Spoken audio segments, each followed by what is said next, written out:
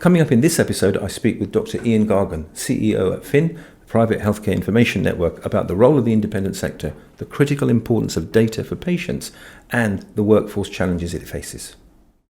If you provide competition in the marketplace, and also if you measure all of and utilize the data to drive better outcomes for patients, then effectively you will have a paradigm shift and an improvement in patient care over the long term. It's important that healthcare is a nice place to work, it's a good place to work, it's friendly, it's embracing, it's educational. So those clever people are encouraged to continue their professional and personal development and get retained within the NHS and the private sector. I really encourage the population to change their perception about what is public and private care. Don't think of it as a two-tier system where one is better and one is different. Think of it as a twin track system that runs in parallel and that one can learn from the other.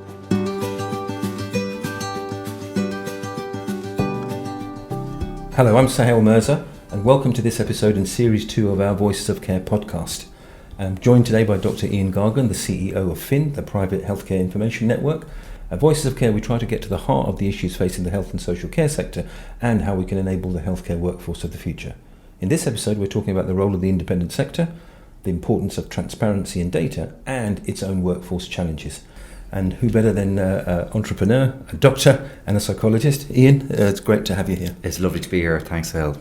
It's a pleasure. Before we get into the detail in terms of the substantive issues, can we step back a bit and look at the work of PHIN and what it does? It's been around now for nearly 10 years. Yeah. And perhaps you can give us that broader picture, because it's a vital role, particularly to drive patient outcomes. Correct. So PHIN was established, Private Health Information Network, phin.org.uk, is established a mandate, established 12 years ago, and then mandated nearly 10 years ago by the Competition and Markets Authority, was the Office for Fair Trading, to effectively quality assure and inform patient choice in the independent sector. So if you're a patient going to use a private hospital, a surgeon or a doctor is working in the private network, then PHIN creates and gathers data and has the architecture to gather that data from over 650 sites around Great Britain and Northern Ireland to be able to give information transparency so that the patient can make an informed choice about who is the best doctor to choose and where is the best place to go to get their treatment.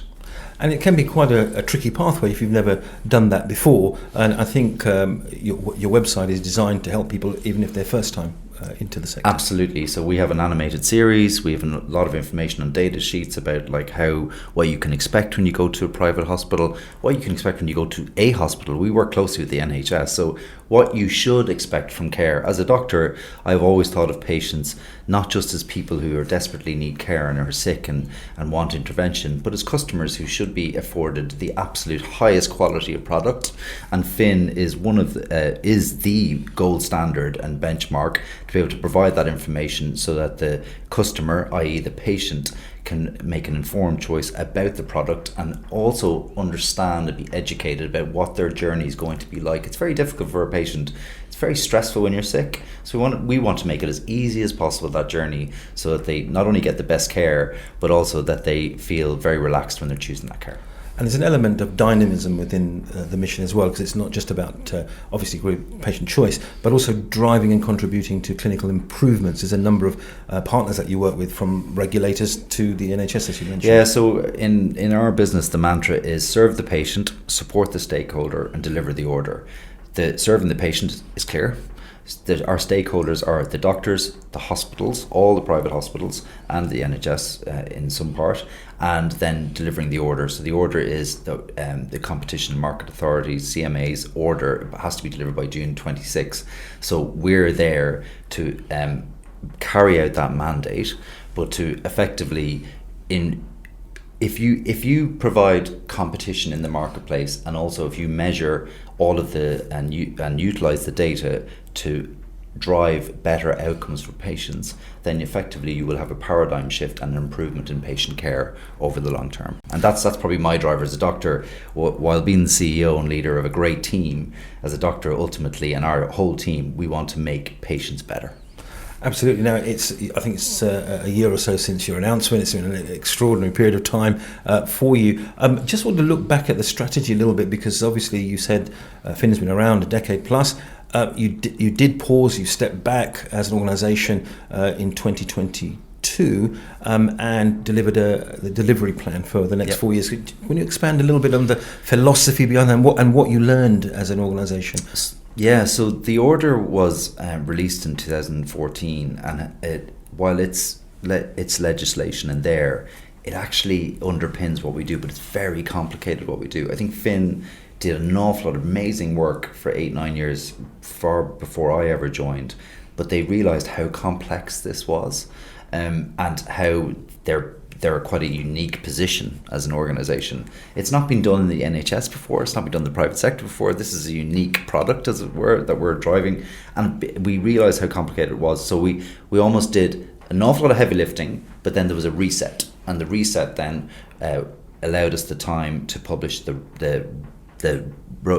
path to delivery by 2026, which will start. Stage 1 delivery will be by October 2024. We're very aggressive in terms of what we want to do in terms of delivery in 24, 25 and 26. But also we then published the evidence-based assessment, which was underpinned by work done by University of Oxford and the London School of Economics. And it was our reset to kind of have the whole industry and sector, the doctors, the hospitals, everyone agree this is what good quality looks like, and this is what the delivery will be by 2026. No, great. Well, that's leadership. You've put your name against the dates. We'll have a look at that. Yeah. Taking a broader picture of the independent sector, Lang Buisson, who provide penetrative analysis of it, shows that pre-pandemic levels, the independent sector was 7 billion people, in turnover, £7 billion.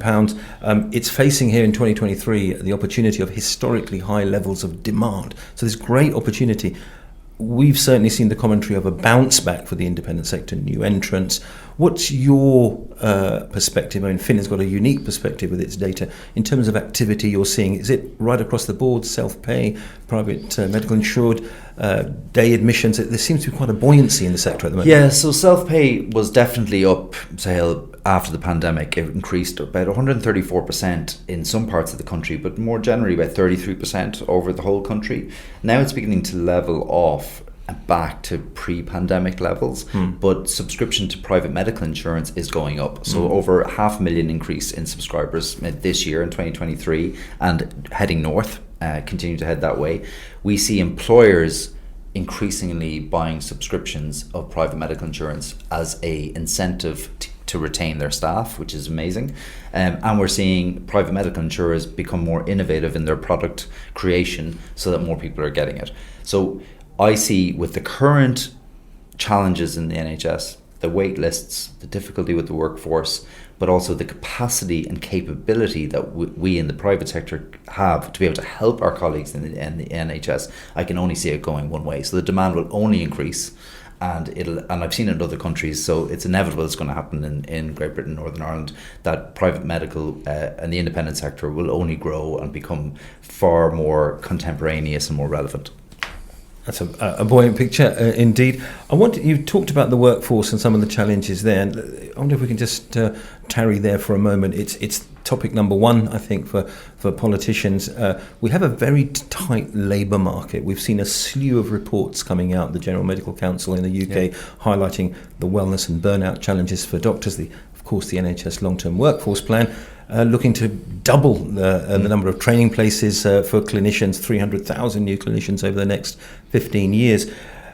The Lang Buisson report, Healthcare Market Review earlier this year, still highlights the fact that, like everyone else, the independent sector is in a war for talent. There is a shortage of clinicians.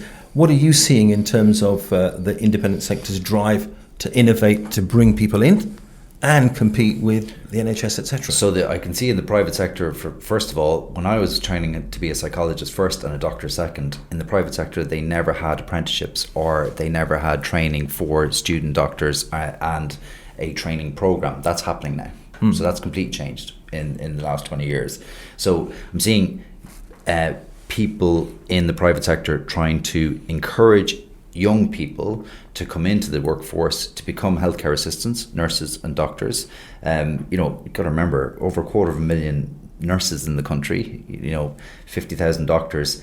This is a massive part of the population and absolutely important for our, I suppose, for the whole community.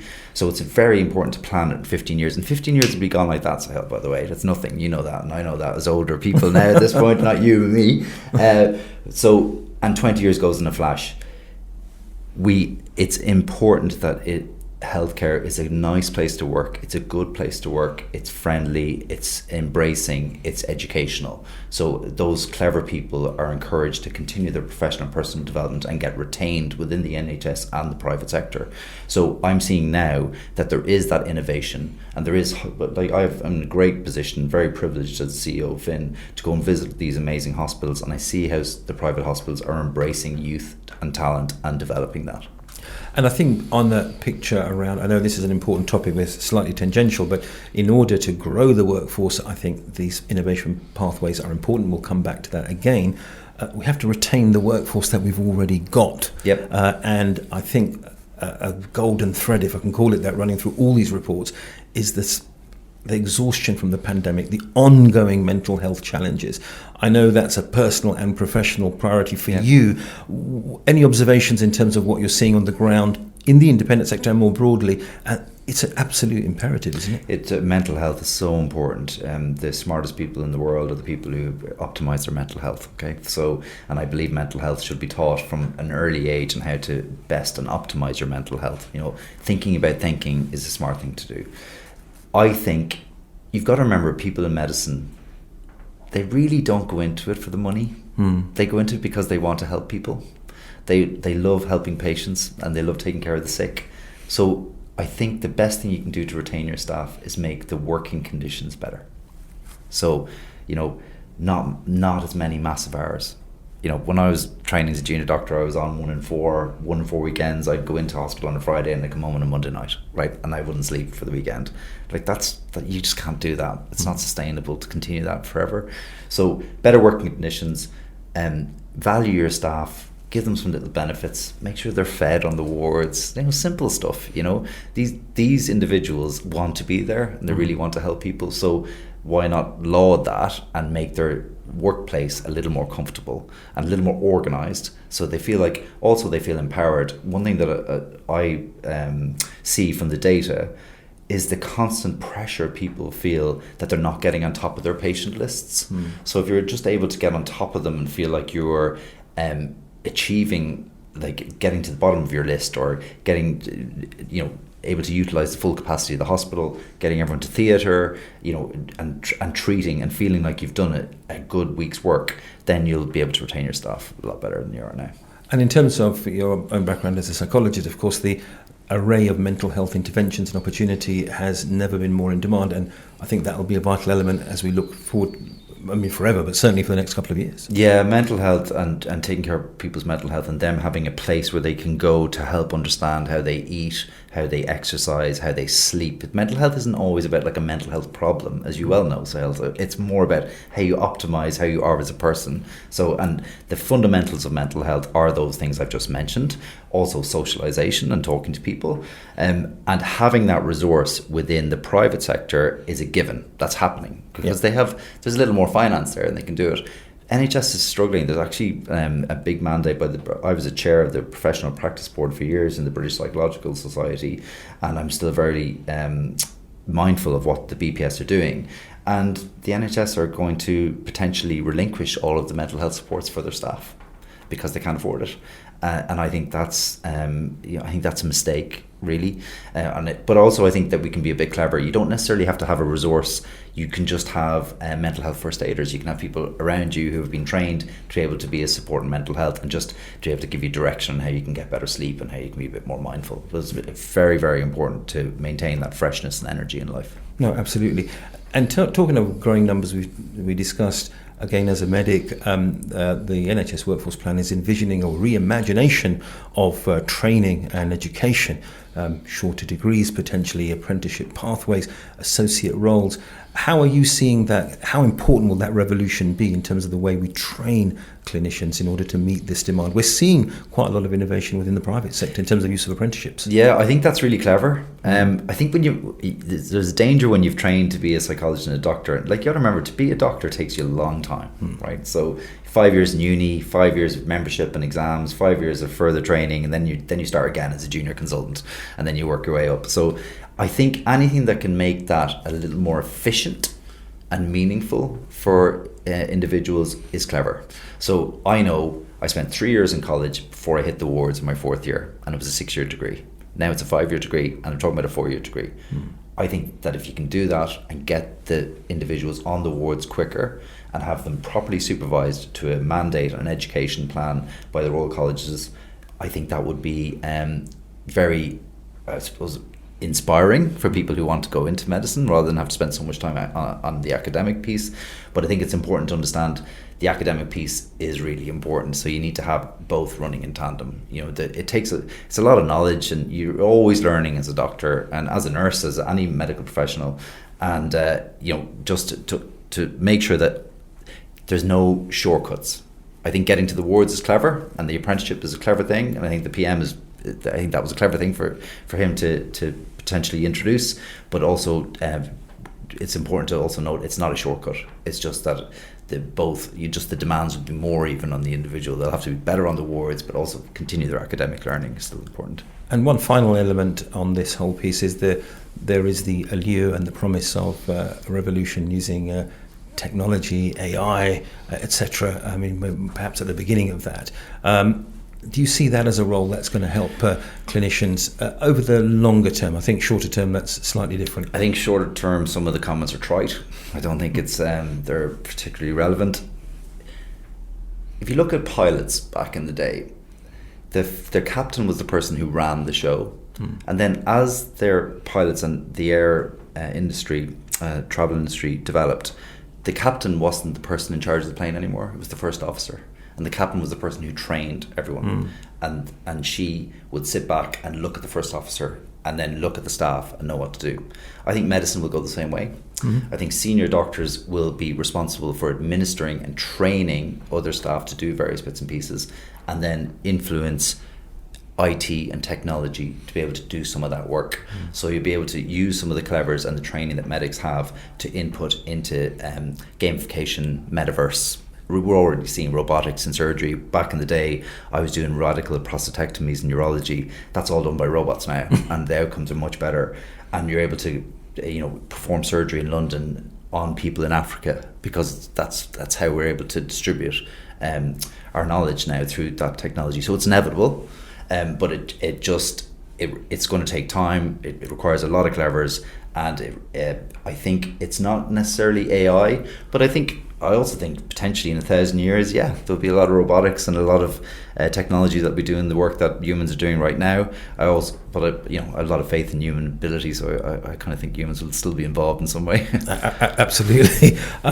Stepping now back to the raison d'etre of all healthcare, PHIN, which is the support of patient outcomes. I want to focus on data. There's been a revolution in data science.